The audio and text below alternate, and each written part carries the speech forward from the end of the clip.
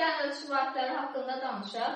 Bilirsiniz ki, ölçü vahidləri informatikanın ən əsas mövzularından biridir.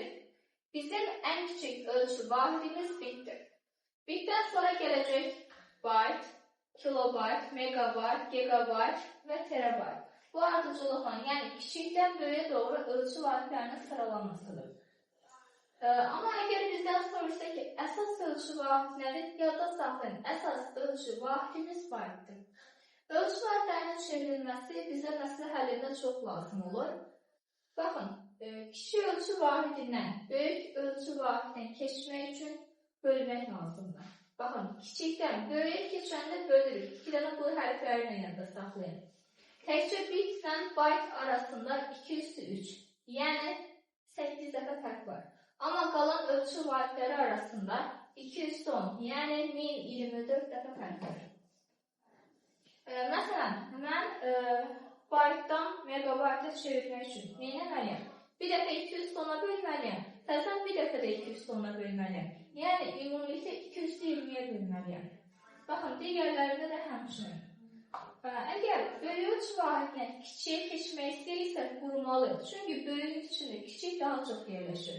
Məsələn, terabaytdan gigabayta çevirmək üçün nə etməliyik? 210-a vurmalıyıq. Eyni zamanda, məsələn, terabaytdan mən kilobayta çevirmək istəyirəm. Necə? Bir dəfə 210-a vuracam. Bir dəfə də vuracam. Bir dəfə də vuracam. Yəni, ümumilikdə 230-a vurmalıyam. Terabayta biz biraz çox çətin rastımıza gəlir. Məsələ həllində əsasən kilobayt, bayt, bit, gigabayt bunlardan daha çox istifadə edirik. Gəlin bir neçə nümunəyə baxaq.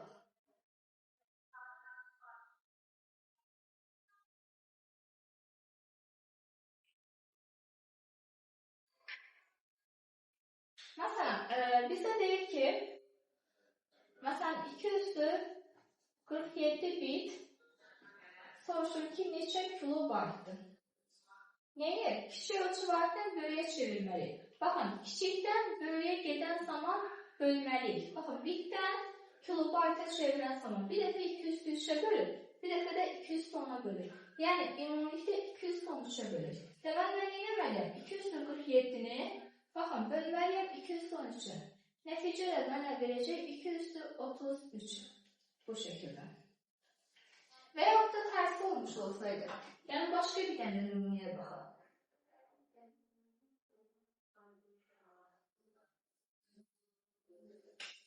Məsələn, verir ki, tutalım ki, 8 megabayt sual işarəsi neçə baytdır?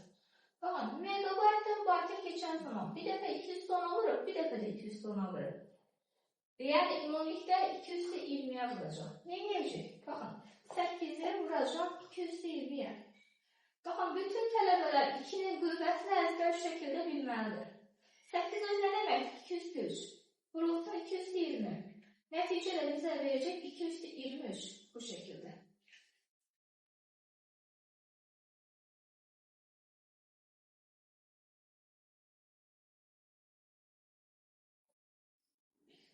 Əgər bunları əzbər şəkildə bir-birinə çevirə bilmirsinizsə, ən yaxşı vasitə kiçikdən böyüyə doğru sıralayın, ondan sonra kiçikdən böyüyə doğru getdikcə bölməlisiniz, tərsi olan prosesdə vurmalısınız. Əgər bu sxemanı çeksək dəftərinizdə, yəni o vasitə ilə də asanlıqla məsələləri həll edə bilərsiniz. Bu qədər.